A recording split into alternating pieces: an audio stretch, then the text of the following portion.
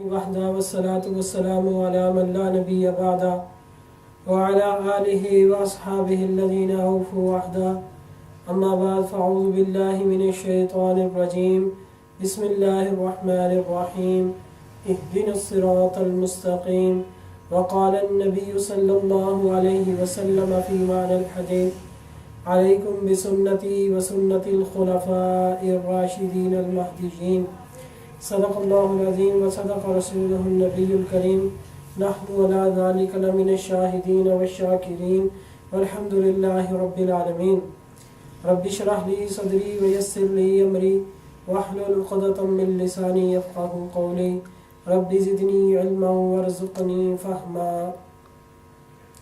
اللہم صلی علی سیدنا و مولانا محمد وآلہ وصحبہ وسلم کما تحب و ترضا عدد ما تحب و ترضا۔ انتہائی واجب الاحترام گرامی قدر سامعین، ہماری آج کی نشست کا موضوع اور عنوان ہے حرم مدینہ، کہ جس طرح اللہ تبارک و تعالی نے مکہ المکرمہ کو حرم بنایا ہے، تو کیا اسی طرح ہی مدینہ المنورہ بھی حرم ہے یا حرم نہیں ہے؟ اس کی وجہ یہ ہے کہ بعض لوگ جن کا علم انتہائی سطحی ہوتا ہے اور وہ دوسروں کے دلائل کو نہیں جانتے، خواہ مخواہ اعتراض برائے اعتراض کرنے کا شوق ہوتا ہے۔ اسی طرح انجینئر محمد علی مرزا نے امام ابو حنیفہ رحمۃ اللہ علیہ کی ذات پر اور ان کے مسئلے پر جو ہے وہ اعتراض کیا کہ بھی امام ابو حنیفہ رحمۃ اللہ علیہ کے نزدیک جو ہے وہ مدینہ حرم نہیں ہے، اور اس پر کوئی جو ہے وہ دلائل قائم نہیں کیے امام ابو حنیفہ رحمۃ اللہ علیہ کی تردید میں، اور اس کو تو یہ بھی نہیں پتا تھا کہ فقہ حنفی کے اندر اصل مسئلہ ہے کیا۔ تو آج انشاءاللہ العزیز میں آپ کو اس کی اصل وجہ بھی بتاتا ہوں، اصل مسئلہ بھی عرض کروں گا انشاءاللہ، اور اس پر جو دلائل ہیں ان میں سے چند ایک دلائل بھی عرض کروں گا۔ سب سے پہلی بات یہ ہے کہ مرزا محمد علی انجینئر جو ہے وہ اعتراض کرتا ہے اور اس کو فقہ حنفی کے اصولوں کا ہی نہیں پتا، کیونکہ اگر اس کو فقہ حنفی کے اصول کا پتا ہو تو پھر یہ اعتراض اصولی طور پر نہیں بنتا، اصولی طور پر اعتراض نہیں کر سکتا۔ وہ کس طرح؟ کیونکہ فقہ حنفی میں جو امام ابو حنیفہ رحمۃ اللہ علیہ نے فرمایا کہ مدینہ جو ہے وہ حرم نہیں ہے، اور اس کا شکار اور اس کے گھاس وغیرہ کو کاٹنا یہ حرام نہیں ہے۔ اب دیکھیں، حرام جو ہے یہ ایک اصطلاحی لفظ ہے۔ فقہ حنفی میں حرمت کب ثابت ہوتی ہے؟ فقہ حنفی میں حرمت تب ثابت ہوتی ہے جب دلیل قطعی موجود ہو، حدیث متواتر موجود ہو، تو اس سے حرمت ثابت ہوگی، اور اس کا منکر جو ہے وہ کافر ہوگا۔ دلیل قطعی کا منکر کافر ہوتا ہے نا، تو اسی لیے امام ابو حنیفہ رحمۃ اللہ علیہ فرما رہے ہیں، فقہ حنفی میں جو مسئلہ لکھا ہے کہ یہ حرام نہیں ہے۔ حرام کیوں نہیں ہے؟ کیونکہ اس کے حرام ہونے پر کوئی قطعی دلیل موجود نہیں ہے، کوئی قطعی دلیل موجود نہیں، حدیث متواتر موجود نہیں، یا قرآن سے اس کی حرمت ثابت نہیں ہے۔ باقی رہا مسئلہ مکہ کی حرمت کا، تو وہ دلیل قطعی سے ثابت ہے، اور اس پر جو ہے پوری امت کا اجماع اور اتفاق ہے، تو اس لیے وہاں تو دلیل قطعی موجود تھی، اس لیے اس کی حرمت کا قول ہم نے اختیار کیا۔ اور مدینہ المنورہ کے بارے میں کوئی دلیل قطعی موجود نہیں ہے، اس لیے اس کی حرمت کا قول اختیار نہیں کیا گیا۔ کچھ احادیث میں ملتا ہے آپ صلی اللہ تعالی علیہ وسلم نے مدینہ کو حرام قرار دیا، تو اس کا یہ مطلب نہیں کہ یہ حرام اصطلاحی تھا کہ جس کا ثبوت جو ہے وہ متواتر اور قطعی ہو۔ اس میں جو ہے وہ حکم آپ یوں سمجھیں کہ استحباب کے لیے اس میں حکم ہے، یا اس کی دوسری توجیحات موجود ہے اور وہ اس لیے تاکہ جو احادیث ہے ان کے درمیان تطبیق ہو جائے، اور جو ایسی احادیث ہے جو مدینہ کی حرمت کی حرام ہونے کی نفی کرتے ہیں، ان احادیث کے خلاف یہ مطلب نہ چلا جائے۔ تو یہ الحمدللہ فقہ حنفی کو امتیاز حاصل ہے۔ فقہ حنفی اس لیے میں کہہ رہا ہوں کیونکہ باقی فقہوں کے مقابلے میں یہاں اور کوئی فقہ یعنی موجود نہیں فقہ حنفی کے مقابلے میں، تو اس لیے تو الحمدللہ یہ ہے کہ ہمارا کوئی مسئلہ، کوئی مفتہ بہ قول، کوئی عقیدہ کسی قرآن کی آیت اور احادیث مبارکہ کے خلاف نہیں ہے۔ ایسا نہیں ہے کہ صریح کوئی خلاف ہو اور ہمارے پاس اس کے معارض میں کوئی حدیث یا آیت وغیرہ موجود نہ ہو۔ یہ بھی ایک تھوڑا سا تفصیلی مسئلہ ہے۔ تو بہرحال اس نے تو بس اتنا کہہ دیا انجینئر محمد علی مرزا نے کہ دیکھیں جی فقہ حنفی میں امام ابو حنیفہ رحمۃ اللہ علیہ کا یہ جو مسئلہ ہے کہ مدینہ حرم نہیں ہے، یہ ان کا مسئلہ ہے۔ بھئی کیوں نہیں ہے؟ حرام کی پہلے حرام اصطلاح کی تعریف تو کر دو، لوگوں کو بتاؤ تو صحیح کہ فقہ حنفی میں حرمت کس دلیل سے ثابت ہوگی۔ ایسے ہی لوگوں کو مجھے سمجھ میں نہیں آتا کہ دیکھیں ایک انجینئر ہے، چلو اختلاف کا حق حاصل ہوتا ہے، لیکن اختلاف کے لیے ضروری ہے کہ آپ کو کسی مسئلے میں جس مسئلے میں اختلاف کرنا ہے اس مسئلے کے تمام دلائل پر آپ کو عبور حاصل ہو، پھر اس مسئلے میں اجماع ہے یا اختلاف ہے وہ بھی آپ کو پتا ہو، فریق مخالف کی دلیل کا آپ کو پتا ہو، پھر وہ جو اصطلاح استعمال کر رہا ہے اس اصطلاح کا جاننا بھی ضروری ہے۔ تو اب اس کو تو شاید اس اصطلاح کا نہیں پتا کہ فقہ حنفی میں حرام ہونے کی اصطلاح کا مطلب کیا ہے اور حرمت کب ثابت ہوتی ہے۔ تو جب فقہ حنفی کا یہ مسئلہ جب کہا کہ یہ حرام نہیں ہے، اس کا شکار، اس کی گھاس وغیرہ کاٹنا یہ حرام نہیں ہے، تو اس کا مطلب یہ ہے کہ یہ دلیل قطعی سے ثابت نہیں۔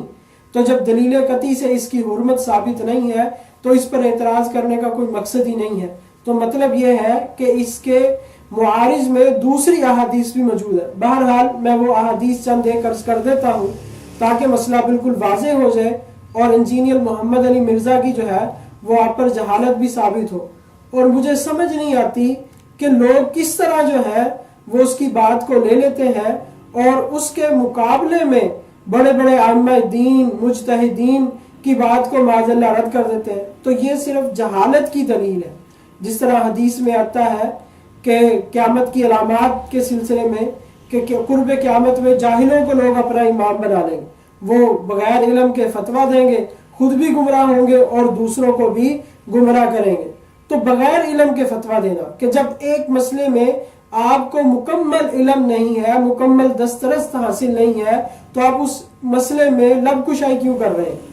کہاں ایک طرف امام ابو حنیفہ رحمہ اللہ اور ائمہ دین مجتہدین جن کی عدالت پر اور جن کے علم پر پوری امت کا اجماع اور اتفاق ہے، اور کہاں جو ہے وہ ایک غیر عالم اور انجینئر، ان کا مقابلہ نہیں۔ تو بہرحال یہ صحیح مسلم کی دارالسلام مکتبہ دارالسلام کی یہ حدیث نمبر 1374، حدیث نمبر 1374، یہ حدیث لمبی ہے اور بھی اس میں مضامین بیان کیے گئے، لیکن میں وہ حصہ پڑھ دیتا ہوں جہاں سے ہماری دلیل موجود ہے۔ نبی پاک صلی اللہ تعالی علیہ وسلم نے ارشاد فرمایا وَإِنِّي حَرَّمْتُ الْمَدِينَةَ حَرَامًا مَا بَيْنَ مَأْزِمَيْهَا وَأَلَّا يُحْرَقَ فِيهَا دَمٌ وَلَا يُحْمَلَ فِيهَا سِلَاحٌ لِقِتَالٍ وَلَا يُخْبَتَ فِيهَا شَجَرَةٌ إِلَّا لِعَلْفٍ، کہ نبی پاک صلی اللہ علیہ وسلم نے ارشاد فرمایا کہ مدینہ میں قتال کے لیے اسلحہ وغیرہ نہ اٹھایا جائے، قتال کے لیے اسلحہ نہ اٹھایا جائے، اور اس میں درختوں کو نہ کاٹا جائے، الا لعلف، مگر چارے کے لیے۔ اب دیکھیں اس حدیث میں ہی نکل آیا کہ چارے کے لیے اگر درختوں وغیرہ کو کاٹ دیا جائے، پودوں کو کاٹا جائے تو اس میں کوئی حرج نہیں ہے۔ لیکن مکہ میں تو یہ معاملہ نہیں ہے کہ مکہ کے درختوں کو یا اس کی یعنی گھاس وغیرہ کو چارے کے لیے آپ کاٹ لیتے ہیں درختوں کو، یا دیگر پودوں وغیرہ کو جو جانور کھاتے ہیں، تو وہاں یہ کاٹنے کی اجازت نہیں ہے، جس سے صاف معلوم ہوا کہ مکہ اور مدینہ کے حرم میں جو ہے وہ بڑا فرق ہے. مکہ کی حرمت کا معنی اور ہے اور مدینہ کی حرمت کا معنی اور ہے. اس لیے اس میں علماء نے لکھا ہے کہ مطلب یہ ہے کہ مدینہ المنورہ کو سرسبز و شاداب رہنا چاہیے، مدینہ کو خوبصورت رہنا چاہیے تاکہ لوگوں کا دل اس طرح متوجہ رہے. تو یہ امر استحباب کے لیے تھا، اور اگر ایسا نہ ہوتا تو اس میں چارے کے لیے درختوں کو اور پودوں کو کاٹنے کے لیے اجازت بالکل نہ دی جاتی. یہ صحیح مسلم کی جو ہے یہ حدیث ہے، صحیح مسلم کی حدیث نمبر 1374، یہ دارالسلام کا طبع. اب اس کے بعد جو ہے اس سے بات بالکل واضح معلوم ہو گئی کہ مکہ اور مدینہ کے حرم میں دونوں میں فرق ہے. پھر اس کے بعد جو ہے ایک حدیث مبارکہ ہے مسند احمد میں، اس کی حدیث نمبر ہے 24,818. حدیث مبارکہ میں کیا ہے؟ حضرت عائشہ رضی اللہ تعالی عنہ سے روایت ہے، قالت عائشہ رضی اللہ تعالی عنہ کان لآل رسول اللہ صلی اللہ علیہ وسلم وحش فاذا خرج رسول اللہ صلی اللہ علیہ وسلم لعب واشتد واقبل وادبر فاذا احس برسول اللہ صلی اللہ علیہ وسلم قد دخل وبغ فلم يترمرم ما دام رسول اللہ صلی اللہ علیہ وسلم فی البیت. یہ صحیح مسند امام احمد بن حنبل رحمہ اللہ کی حدیث ہے. اس میں یہ ہے حضرت عائشہ رضی اللہ تعالی عنہ بیان فرما رہی ہیں کہ نبی پاک آل رسول کے لیے ایک وحشی جانور تھا. جب آپ صلی اللہ علیہ وسلم گھر سے نکلتے تو وہ جانور جو تھا وہ کھیلتا، کبھی بھاگتا، آگے جاتا، پیچھے آتا، اور جب وہ محسوس کرتا کہ رسول پاک صلی اللہ علیہ وسلم واپس تشریف لے آئے ہیں تو پھر وہ خاموشی کے ساتھ بیٹھ جاتا اور حرکت نہ کرتا.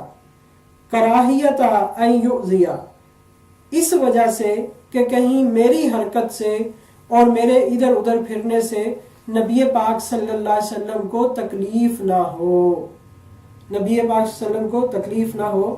یہ حدیث مبارکہ جو ہے یہ دلائل النبوہ میں بھی بیان کی گئی ہے کہ نبی پاک صلی اللہ تعالی علیہ وسلم کے نبی ہونے کے دلائل میں سے ایک یہ بھی ہے کہ جانوروں کو بھی آپ صلی اللہ تعالی علیہ وسلم کا ادب اور احترام جو تھا وہ ملحوظ تھا، کیونکہ الدین کلہ ادب، کہ دین سارے کا سارا ادب ہے. دین ہمیں ادب سکھلاتا ہے، یہاں تک کہ دوسروں کے معبودوں کو گالی نکالنے کا بھی جواز نہیں ہے کہ آپ کسی کے معبود کو گالی نکالتے ہیں، کیونکہ وہ آپ کے سچے معبود کو پھر گالی نکالے گا. لیکن انجینئر محمد علی مرزا کی زبان دیکھیں، جتنے بیان میں نے اس کے دیکھے ہیں ہر بیان میں بزرگوں کے خلاف، علماء کے خلاف، صحابہ کے خلاف اس کے بیانات میں جو ہے وہ جو ہے بدبودار قسم کے الفاظ اور بدبودار قسم کا لہجہ استعمال کرتا ہے. اللہ تعالیٰ سب کی حفاظت فرمائے. تو دین اصل جو ہے وہ ادب ہی ادب ہے. اب اس حدیث میں یہ حدیث جو ہے یہ شرح معانی الاثار للطحاوی میں جلد ثانی صفحہ نمبر 286 میں موجود ہے. اب اس میں کیا ہے؟ اس میں حضرت عائشہ رضی اللہ تعالیٰ عنہ صحیح روایت ہے، یہ روایت انہوں نے نقل فرمائی سند کے ساتھ، اور پھر اس کے بعد فرما رہے ہیں فہذا بالمدینتی فی موضع قد دخل فیہا حرم منہا، کہ یہ جو جانور تھا یہ مدینہ المنورہ میں تھا جو حرمت والی جگہ تھی. وقد کانوا یأوون فیہ الوحش، اس میں وحشی جانوروں کو پناہ دی جاتی. وَيَتَّخِذُونَهَا، اور ان کو پکڑا جاتا. وَيَغْلِقُونَ دُونَهَا الْأَبْوَابَ، اور ان پر دروازوں کو بند کیا جاتا. تو اس سے صاف معلوم ہو رہا ہے کہ مدینہ کے حرم ہونے کا معنی یہ نہیں ہے جو مکہ کے حرم ہونے کا معنی یہ ہے. تو کیا یہ سارے کام مکہ المکرمہ میں کیے جا سکتے ہیں؟ قطعاً وہاں ان کاموں کے کرنے کی گنجائش نہیں ہے. تو اس لیے یہ کہنا کہ مدینہ جو ہے وہ حرم نہیں ہے، خام خواہ اعتراض کرتے ہیں بھئی حرم نہیں ہے تو پھر کیا ہو گیا. ٹھیک ہے، یہ تو کوئی اعتراض نہیں کہ مدینہ حرم نہیں امام ابو حنیفہ رحمہ اللہ کے نزدیک. تو ہاں وہ قرآن کی آیت پیش کریں کہ امام صاحب کا یہ مذہب، یا حدیث پیش کریں کہ امام صاحب کا یہ مذہب جو ہے یہ اس حدیث کے خلاف ہے اور اس کے مقابلے میں کوئی اور حدیث ہی نہیں ہے. تو ہم نے تو بتا دیا کہ جو جن احادیث میں مدینہ کی حرمت کا ذکر ہے ان احادیث میں حرمت سے یہ مراد شرعی مراد نہیں کہ یہ چیزیں حرام ہیں یا حرمت کے لیے وہاں نفی نہیں موجود نہیں ہے، بلکہ استحباب کے لیے ہے اور مدینہ المنورہ کی تزیین کے لیے ہے، یہ ان چیزوں کے لیے، حرمت کے لیے نہیں ہے، کیونکہ اگر حرمت کے لیے ہوتی تو یہ احادیث مبارکہ ان کی قطعاً کوئی گنجائش موجود نہ ہوتی۔ اور پھر اس کے بعد ایک اور حدیث حضرت سلمہ بن اکوع رضی اللہ تعالیٰ عنہ سے انہو کان یصید و یأتی نبی صلی اللہ علیہ وسلم من صیدہ فابطا علیہ ثم جاء۔ حضرت سلمہ بن اکوع رضی اللہ عنہ شکار کرتے اور آپ صلی اللہ علیہ وسلم کے لیے بھی اس میں سے کچھ حصہ لے کر آتے۔ تو پھر کیا ہوا، کچھ عرصہ گزر گیا، کچھ دن گزر گئے، وہ نہیں آئے۔ ثم جاءہ، پھر وہ آئے حضرت سلمہ بن اکوع رضی اللہ تعالیٰ عنہ۔ فقال له رسول اللہ صلی اللہ علیہ وسلم ما الذی حبسک، کہ کس چیز نے تجھے روکا، یعنی اتنی دیر کیوں کی؟ تو انہوں نے کہا اصل میں بات یہ ہے کہ شکار ہم سے دور چلا گیا تھا، ہم نے کیا کیا، فصرنا نصید ما بین تیت الی قنات، پھر انہوں نے دو جگہ کے نام لیے کہ ہم نے تیت اور قنات کے نزدیک جو ہے ان دونوں کے درمیان شکار کیا۔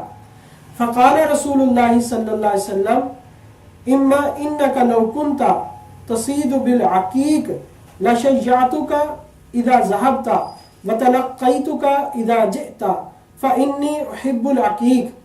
آپ صلی اللہ علیہ وسلم نے فرمایا کہ اگر تو عقیق جگہ پر چلا جاتا تو میں تجھے چھوڑنے بھی جاتا جب تو شکار کے لیے جاتا، اور جب تو شکار سے واپس آتا تو میں تجھے لینے بھی آ جاتا، کیونکہ مجھے عقیق پسند ہے، عقیق جگہ کا نام ہے۔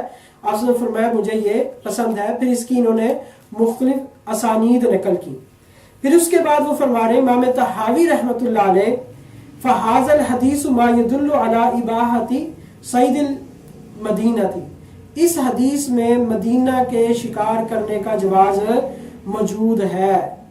اور دوسری بات انہوں نے فرمائی کہ آپ صلی اللہ علیہ وسلم مدینہ المنورہ میں موجود ہے اور آپ صلی اللہ علیہ وسلم رہنمائی کر رہے ہیں شکار پر۔